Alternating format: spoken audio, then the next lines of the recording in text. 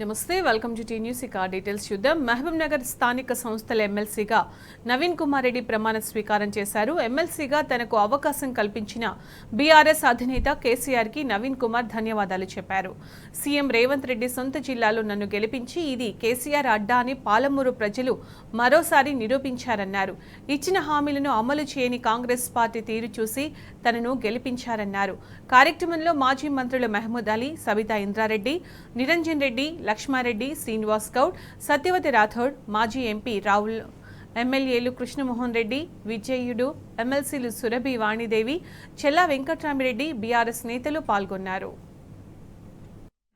నాగర్గుంట నవీన్ కుమార్ రెడ్డి అనే నేను శాసన పరిషత్ సభ్యునిగా ఎన్నికైనందున శాసనం ద్వారా నిర్మితమైన భారత రాజ్యాంగం పట్ల నిజమైన విశ్వాసం, విధేయత చూపుతానని, భారతదేశ సార్వభౌమాధికారాన్ని సమగ్రతను కాపాడుతానని, నేను స్వీకరించబోయే కర్తవ్యాన్ని శ్రద్ధాశక్తులతో నిర్వహిస్తానని దైవ సాక్షిగా ప్రమాణం చేస్తున్నాను.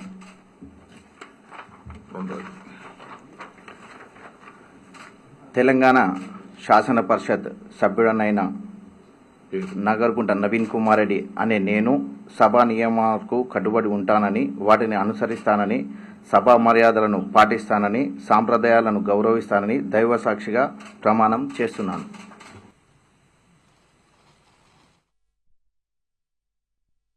కేసీఆర్ గారికి, కేటీఆర్ గారికి, హరీష్ రావు గారికి, మా ఉమ్మడి జిల్లాల ఎమ్మెల్యేలు, ఎక్స్ ఎమ్మెల్యేలు, ఎమ్మెల్సీలు, ఎక్స్ ఎమ్మెల్సీలు, ఎంపీలు అందరికీ నా యొక్క పాదాభివందనాలండి.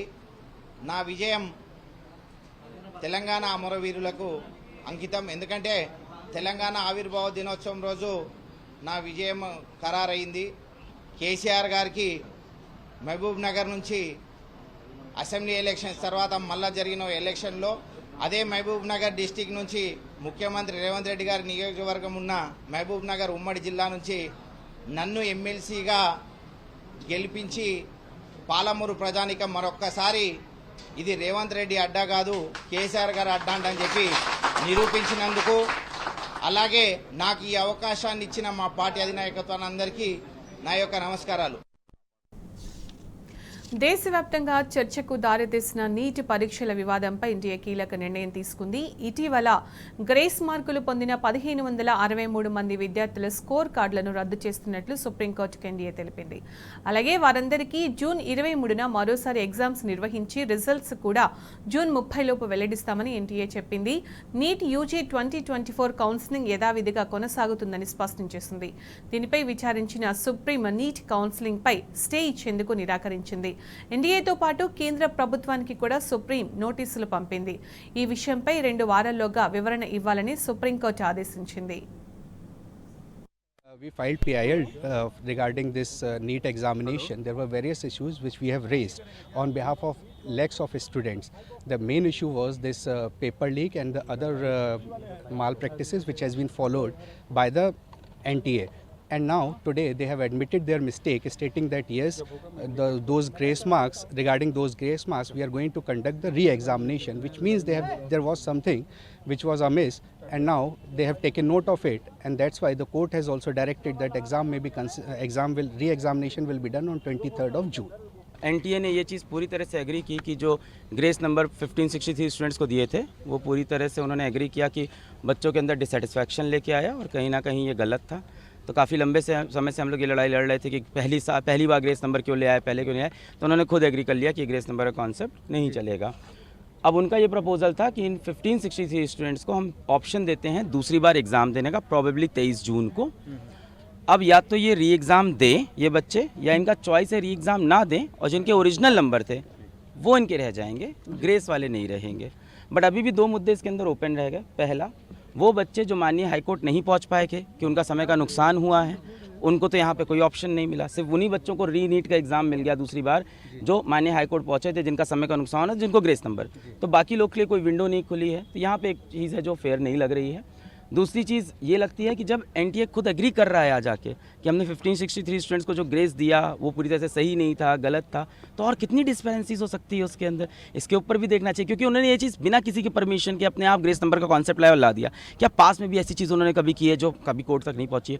और कितना उनके डेटाबेस के अंदर ऑडिट की भी बहुत ज़्यादा रिक्वायरमेंट, क्योंकि वो खुद एग्री कर रहे हैं कि ये चीज़ गलत हुई, और फॉर लास्ट 7 डेज वो बिल्कुल नहीं एग्री कर रहे थे, बट आज उन्होंने ये चीज़ मान ली। సంగారెడ్డి జిల్లా జహీరాబాద్లోని ప్రభుత్వ ఏరియా ఆసుపత్రిని ఎమ్మెల్యే మాణిక్రావు ఆకస్మికంగా తనిఖీ చేశారు. ఆసుపత్రిలో పలు రికార్డులు పరిశీలించి జిల్లా డీసీహెచ్ఎస్ ఆసుపత్రి సూపరింటెండెంట్ను వివరాలు అడిగి తెలుసుకున్నారు. అనంతరం వైద్యులు, సిబ్బంది సమయపాలన పాటించి విధుల్లోకి రావాలని, అలాగే రోగులకు మెరుగైన వైద్యం అందించాలని ఎమ్మెల్యే జిల్లా డీసీహెచ్ఎస్కి సూచించారు.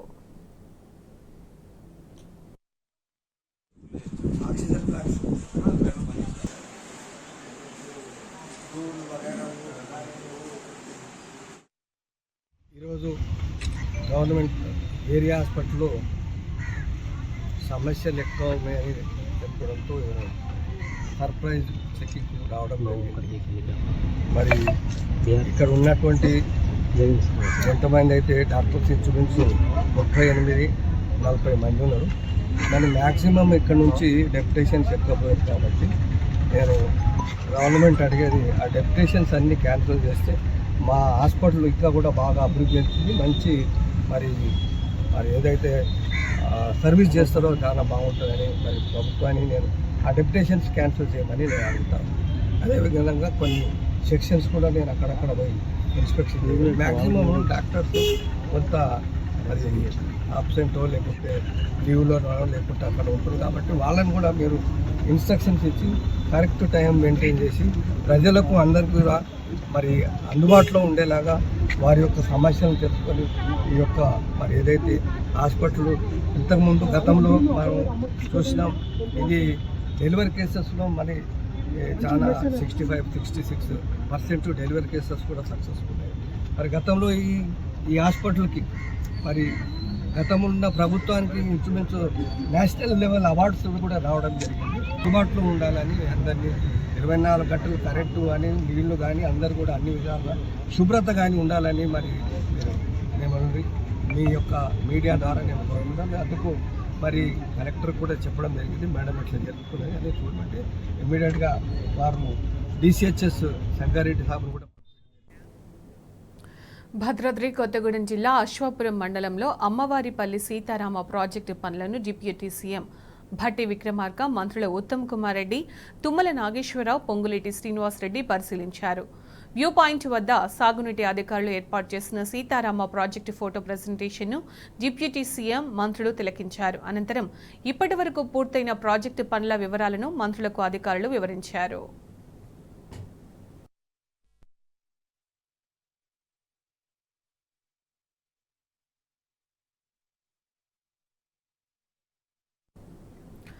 సూర్యాపేటలో మాజీ మంత్రి ఎమ్మెల్యే జగదీష్ రెడ్డికి తిరుగులేదన్నారు అభిమానులు. ఎమ్మెల్యేగా వరుసగా 3 సార్లు గెలుపొంది హ్యాట్రిక్ ఎమ్మెల్యేగా అఖండ విజయం సాధించడంపై హర్షం వ్యక్తం చేశారు. జగదీష్ రెడ్డిపై అభిమానంతో సూర్యాపేట నుండి యాదాద్రి వరకు పాదయాత్ర చేపట్టారు. హ్యాట్రిక్ విజయం సాధించాలన్న తమ కల సాకారం కావడంతో యాదాద్రి మొక్కులు చెల్లించుకుంటున్నామని తెలిపారు. ముందుగా సూర్యాపేటలోని షిరిడి సాయిబాబా దేవాలయంలో ప్రత్యేక పూజలు నిర్వహించిన అనంతరం కాలినడకన యాదాద్రి పుణ్యక్షేత్రానికి బయలుదేరారు.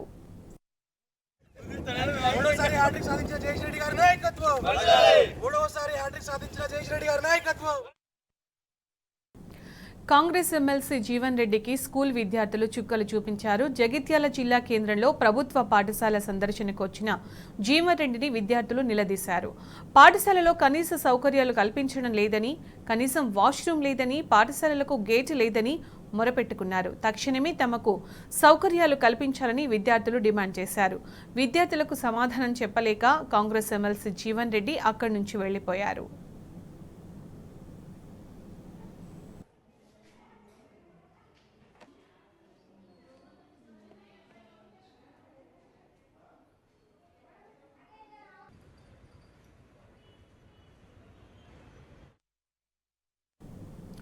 ప్రజాపాలనలో అధికారుల అపాయింట్మెంట్ కరువైందన్నారు బీఆర్ఎస్ నేత రాకేష్ రెడ్డి. జివో 46 బాధితుల పక్షాన వినతి పత్రం ఇచ్చేందుకు సీఎస్ అపాయింట్మెంట్ ఇవ్వడం లేదన్నారు.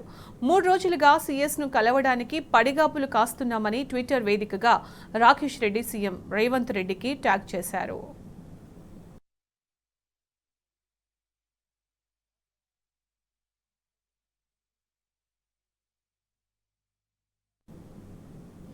కేంద్ర బొగ్గు గనుల శాఖ మంత్రిగా కిషన్ రెడ్డి బాధ్యతలు స్వీకరించారు. ఢిల్లీలోని శాస్త్రి భవన్లో ప్రత్యేక పూజలు నిర్వహించిన అనంతరం ఆయన తన ఛాంబర్లో విధులు చేపట్టారు. కార్యక్రమంలో కేంద్ర మంత్రి ప్రహ్లాద్ జోషితో పాటు పలువురు రాష్ట్ర బీజేపీ నేతలు పాల్గొన్నారు. సికింద్రాబాద్ పార్లమెంటు నుంచి ఎంపీగా గెలుపొందిన కిషన్ రెడ్డి వరుసగా రెండోసారి మోదీ కేబినెట్లో మంత్రిగా బాధ్యతలు చేపట్టారు.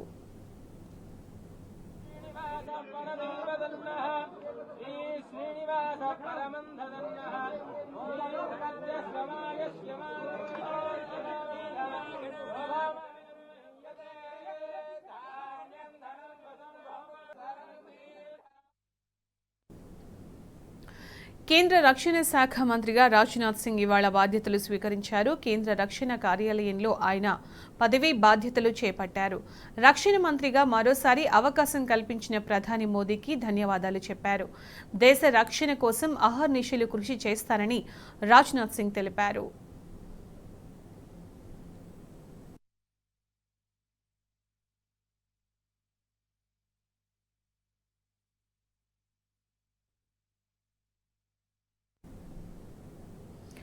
కేంద్ర మంత్రిగా రామ్మోహన్ నాయుడు బాధ్యతలు స్వీకరించారు. తన ఛాంబర్లో ప్రత్యేక పూజలు చేసిన అనంతరం ఆయన పౌర విమానయాన శాఖ మంత్రిగా ఛార్జ్ తీసుకున్నారు. చిన్న వయసులోనే కేంద్ర మంత్రిగా బాధ్యతలు తీసుకుని రికార్డు సృష్టించారు.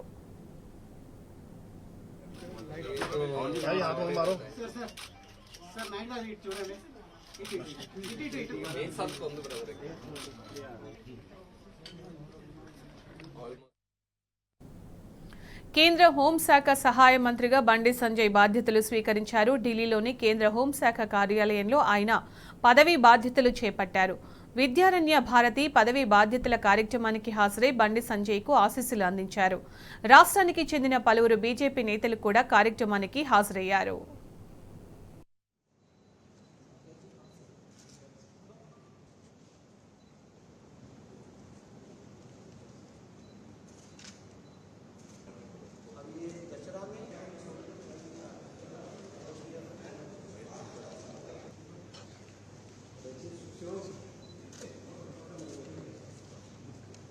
एक मिनट जी, पहले साइड कर लेते हैं। इधर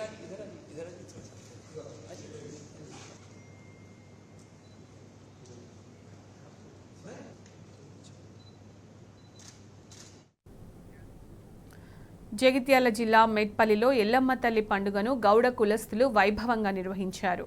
ప్రతి 5 సంవత్సరాలకు వచ్చే ఈ పండుగను మెట్పల్లి వాసులు 5 రోజుల పాటు ఘనంగా జరుపుకుంటారు. మహిళలు ప్రతి ఇంటి నుంచి బోనాలు తీసి అమ్మవారికి భక్తి శ్రద్ధలతో సమర్పించి మొక్కులు చెల్లించుకుంటారు. బోనాల అనంతరం పోతురాజు ఎల్లమ్మ పట్నాలు వేసి ఆటపాటలతో డప్పు చప్పుళ్లతో నృత్యాలు చేస్తారు.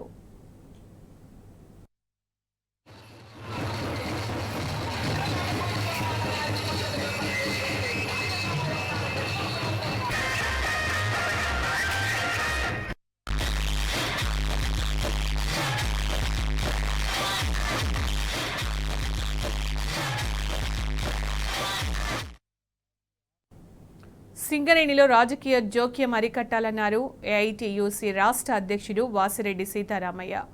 పెద్దపల్లి జిల్లా రామగుండంలోని గోదావరి ఖని 1వ బొగ్గు గనిపై జరిగిన ఏఐటీయూసీ గేట్ మీటింగ్లో ఆయన పాల్గొన్నారు. సింగరేణిలో ఎన్నికలు జరిగి 6 నెలలు గడిచిన గుర్తింపు పత్రం ఇవ్వలేదన్నారు. చట్ట ప్రకారం గుర్తింపు సంఘంకు ప్రాతినిధ్యం కల్పించాలని సీతారామయ్య చెప్పారు. మన పోలికి వస్తుంది. ఇవాళ మొన్న జరిగిన సమావేశంలో ఏం జరిగింది, మైండ్లో ప్రతి సమస్య ఉన్నా ఆ సమస్య కాడికి పోయి దాన్ని పరిష్కరించేంత వరకు మన పిట్టు నాయకత్వం యహార్నిశలు కృషి చేస్తాం. ఇవన్నీ ఉన్నప్పటికైనా మేనేజ్మెంట్ వల్ల సరఫరా చేయనటువంటి పరిస్థితుల యజమాన్యాలు కార్మిక వర్గము పరిస్థితి ఉందని తెలియపరుస్తూ ఇప్పుడు బ్రాంచ్ సెక్రటరీ ఆర్ఎల్ పోషణ గారిని మాట్లాడాల్సిందిగా కోరుతా ఉన్నాం. మాట్లాడుతూ రాష్ట్రంలో ప్రైవేట్ స్కూల్స్ కాలేజీల బస్సులపై ఆర్టీఓ అధికారులు కొరడా జులిపించనున్నారు. ఫిట్నెస్ పర్మిట్ ట్యాక్స్ కండిషన్ లేని బస్సులను సీజ్ చేస్తున్నారు. పటాన్చెరు ఆర్టీఓ విజయరావు ఆధ్వర్యంలో తనిఖీలు చేపట్టిన అధికారులు 2 రోజుల వ్యవధిలో 13 బస్సులను సీజ్ చేశారు. ఫిట్నెస్ లేని బస్సులను నడిపితే ఎట్టి పరిస్థితుల్లో ఉపేక్షించేది లేదని స్కూల్ యాజమాన్యాలను ఆయన హెచ్చరించారు.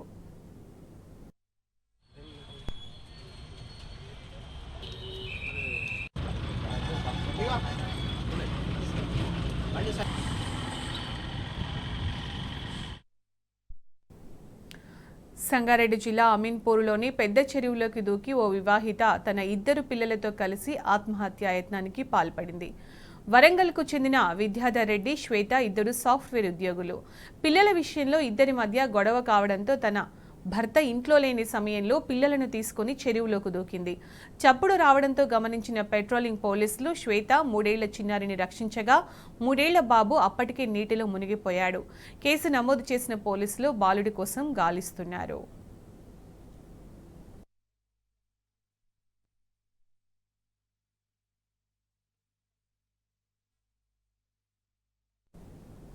హైదరాబాద్ కూకట్పల్లిలో విషాదం చోటు చేసుకుంది. అమోర్ ప్రైవేట్ ఆసుపత్రిలో వైద్యం వికటించి ప్రవళిక అనే మహిళ మృతి చెందింది.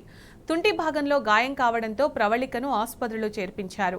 వైద్యం చేపట్టి 2 రోజుల క్రితం సర్జరీ చేశారు. 2 రోజుల తర్వాత మరో సర్జరీకి బాడీ సహకరించట్లేదని సమాచారం ఇచ్చిన డాక్టర్లు అదే రాత్రి బాధితురాలు మృతి చెందినట్లు కుటుంబ సభ్యులకు సమాచారం ఇచ్చారు.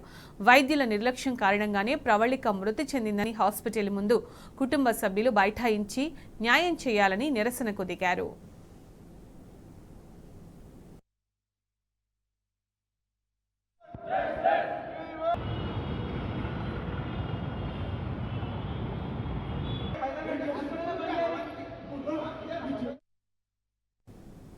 బెంగళూరు రేవ్ పార్టీ కేసులో అరెస్ట్ అయిన నటి హేమకు స్థానిక కోర్టు నిన్న బెయిల్ మంజూరు చేసింది. ఆమె నుంచి డ్రగ్స్ను జప్తు చేయలేదని, ఘటన జరిగిన 10 రోజులకు వైద్య పరీక్షలు నిర్వహించారని హేమ తరఫు న్యాయవాది వాదనలు వినిపించారు. ఆమె పార్టీలో పాల్గొన్నట్లు ఆధారాలను బెంగళూరు నియంత్రణ దళం న్యాయవాది కోర్టుకు అందజేశారు. వాదనలు విన్న న్యాయమూర్తి షరతులతో కూడిన బెయిల్ మంజూరు చేశారు. దీంతో హేమ మరి కాసేపట్లో జైలు నుంచి విడుదల కానుంది.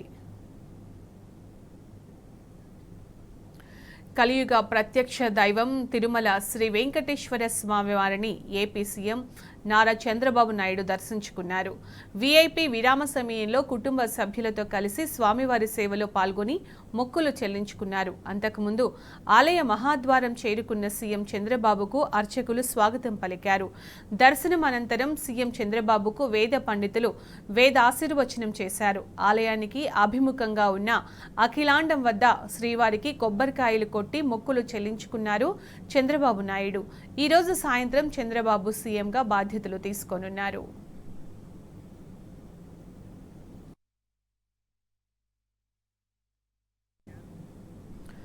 ప్రజాధనం అంటే లెక్కలేదు, ప్రజల ప్రయోజనాలు అవసరమే లేదు, రియల్టర్ల జేబులు నింపడమే ఎజెండా. మంచిర్యాలలో గత బీఆర్ఎస్ సర్కార్ నిర్మించ తలపెట్టిన హైలెవెల్ బ్రిడ్జ్ కేంద్రంగా కాంగ్రెస్ సర్కార్ వ్యాపారం మొదలుపెట్టింది. కేవలం 164 కోట్లలో పూర్తయ్యే బ్రిడ్జ్ ప్లానింగ్ను కాదని 450 కోట్లతో కొత్త అలైన్మెంట్ను తెరమీదకు తెచ్చింది. ప్రజాపాలన పేరుతో గద్దెనెక్కిన రేవంత్ సర్కార్ రియల్టర్ల కొమ్ము కాస్తుండడంపై స్థానిక ప్రజలు భగ్గుమంటున్నారు.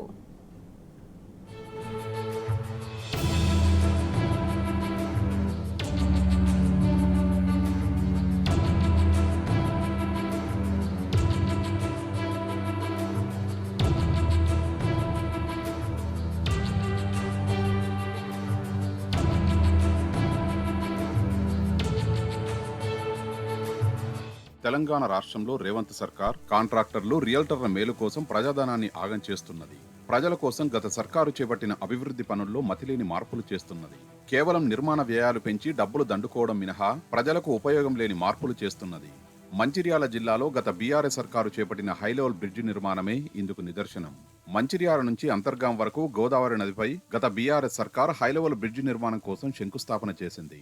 ఇందుకోసం కేసీఆర్ సర్కార్ 164 కోట్ల రూపాయలు మంజూరు చేసింది. స్వయంగా అప్పటి సీఎం కేసీఆర్ ఈ వంతెన నిర్మాణానికి భూమి పూజ చేశారు. గత బీఆర్ఎస్ సర్కారు ప్రతిపాదించిన అలైన్మెంట్ వల్ల మంచిర్యాల నుంచి హైదరాబాద్ మధ్య ప్రయాణికులకు 18 కిలోమీటర్ల దూరం తగ్గుతుంది. పైగా నిర్మాణం కోసం ఎటువంటి భూసేకరణ చేయాల్సిన అవసరం కూడా లేదు. మంచిర్యాల టౌన్లో గోదావరి నది ఒడ్డున గల శివాలయం ఎడమవైపున సీసీ రోడ్డుతో ఈ వంతెన కలుస్తుంది. మరోవైపు అంతర్గాం నుంచి బసంతనగర్ వెళ్లే డబుల్ లేన్ బీటీ రోడ్డుతో బ్రిడ్జి అనుసంధానం అవుతుంది. దీంతో రామగుండం, మంచిర్యాల పట్టణాల మధ్య ప్రయాణం మరింత సౌకర్యవంతంగా మారుతుంది. అందుకే ఈ బ్రిడ్జి మంచిర్యాల ప్రజల చిరకాల వాంఛ. కానీ రాష్ట్రంలో గద్దెనెక్కిన కాంగ్రెస్ సర్కార్ ఇప్పుడు ఈ బ్రిడ్జి అలైన్మెంట్ మారుస్తున్నది. అలైన్మెంట్ మార్చడం వల్ల నిర్మాణ వ్యయం 164 కోట్ల రూపాయల నుంచి 450 కోట్ల రూపాయలకు పెరగనుంది. ప్రభుత్వ ఖజానాపై అదనపు భారం మినహా ప్రజలకు అదనంగా ఎటువంటి ప్రయోజనం లేని అలైన్మెంట్తో వంతెన నిర్మాణానికి రేవంత్ సర్కారు పూనుకుంటున్నది.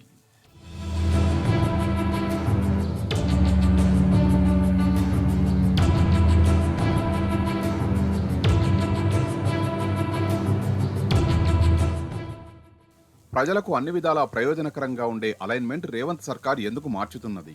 కొత్తగా భూసేకరణ చేసి మరీ వంతెనను మరోచోట కట్టేందుకు ఎందుకు ప్రయత్నిస్తున్నది? కాంట్రాక్టర్లు, రియల్టర్ల జేబులు నింపేందుకు కాంగ్రెస్ సర్కార్ ఈ నిర్ణయం తీసుకున్నదా? మంచిర్యాల పట్టణ ప్రజలు వెలిబుచ్చుతున్న సందేహాలివి. ఇప్పటికే స్థానిక ఎమ్మెల్యే ప్రేమ్ సాగర్ రావు బ్రిడ్జి అలైన్మెంట్ మార్చుతున్నట్లు మీడియాకు తెలిపారు. మంచిర్యాల టు అంతర్గాం మధ్య కాకుండా ముల్కల్ల నుంచి బసంతనగర్ వరకు బ్రిడ్జి వేస్తామని స్పష్టం చేశారు.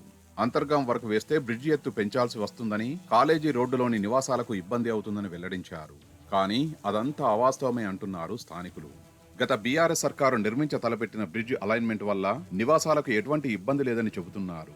కాంగ్రెస్ సర్కారు మార్చుతున్న అలైన్మెంట్ ప్రకారం మంచిర్యాల వాసులకు కేవలం 5 కిలోమీటర్ల దూరం తగ్గుతుంది. ముల్కల నుంచి మరుమూరు వరకు దాదాపు 14 కిలోమీటర్ల మేర భూసేకరణ చేయాల్సి ఉంటుంది. అందుకే ప్రాజెక్టు వ్యయం రెండింతలు పెరుగుతున్నది. అసలు మంచిర్యాల దాటుకొని ముల్కల దాకా వెళ్లి బ్రిడ్జి ఎక్కాల్సిన అవసరం ఏముందని ప్రజలు ప్రశ్నిస్తున్నారు. మంచిర్యాలతో పాటు ఆసిఫాబాద్ జిల్లా వాసులు మంచిర్యాల మీదుగానే కరీంనగర్, హైదరాబాద్ వెళ్తుంటారు. అటు లక్షెట్పేట, దండేపల్లి, జన్నారం వాసులు లక్షెట్పేట మీదుగా కరీంనగర్ వెళ్తుంటారు.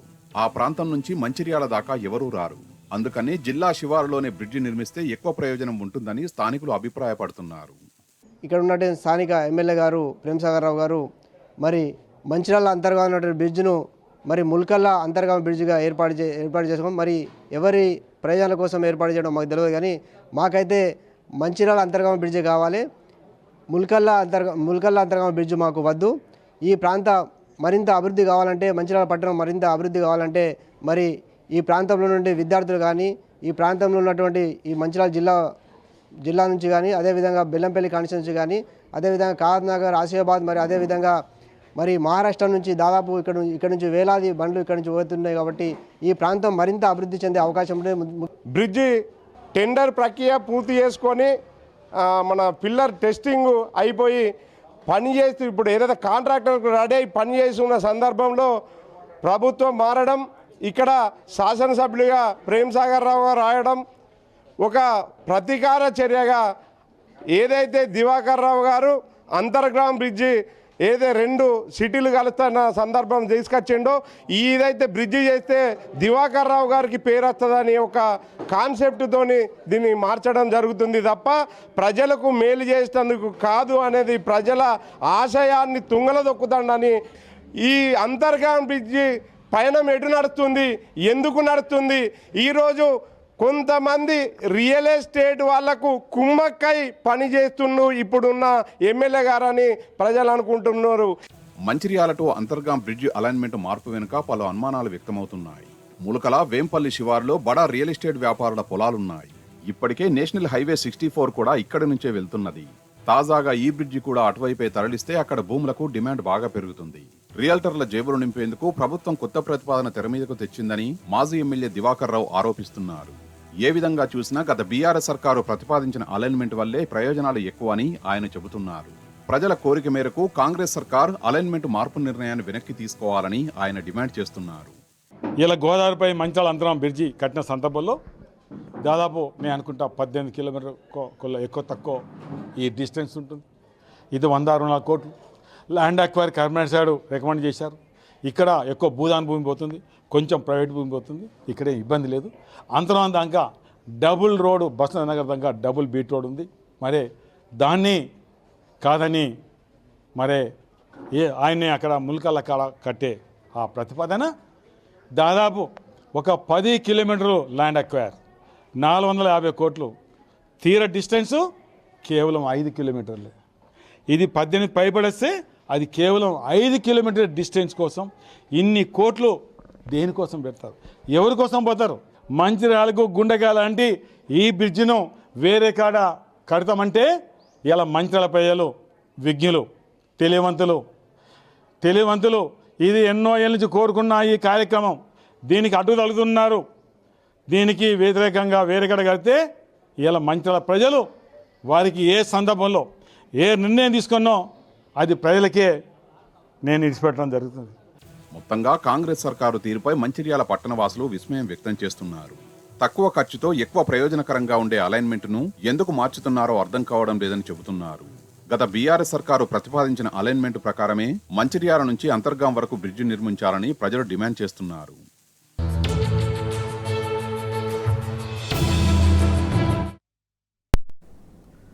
నైరుతి రుతుపవనాల కారణంగా రానున్న 3 రోజుల పాటు రాష్ట్రంలో వర్షాలు పడే అవకాశం ఉందని హైదరాబాద్ వాతావరణ శాఖ తెలిపింది. గంటకు 30 నుంచి 40 కిలోమీటర్ల వేగంతో ఈదురు గాలులతో వర్షం కురుస్తుందని పేర్కొంది.